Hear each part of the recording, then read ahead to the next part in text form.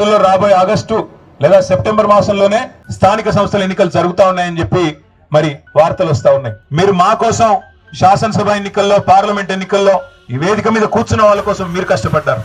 ఇప్పుడు మా వంతు మేము మీకోసం కష్టపడతాం.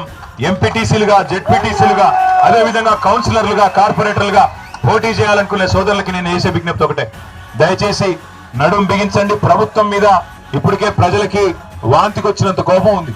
ఖచ్చితంగా ఖమ్మం జిల్లా పరిషత్తు, అదే విధంగా కొత్తగూడెం భద్రాద్రి జిల్లా పరిషత్తు కూడా మనం గెలిచేదానికి అవకాశం ఉంది. యువకులు ముఖ్యంగా ముందుకొచ్చి కాంగ్రెస్ ను చీల్చి చెండాడి వాళ్ళు చేసిన మోసాన్ని కనుక ప్రజలకు సవ్యంగా విడమర్చి చెప్పగలిగితే అద్భుతమైన ఫలితాలు సాధించే అవకాశం మన ముందే ఉంది. ఎందుకంటే మీ జిల్లాలోనే ఈ అవకాశం ఎక్కువ ఉంది. ఎందుకంటే గొప్ప ఆశతో ఏదో చేస్తుంది కాంగ్రెస్ అనే ఒక ఆశతో ఆ పార్టీకి 9 సీట్లు కట్టబెట్టారు. ప్రధాన ప్రతిపక్షంగా ఖచ్చితంగా ప్రజల పక్షాన అడిగే హక్కు మనకే ఉంది.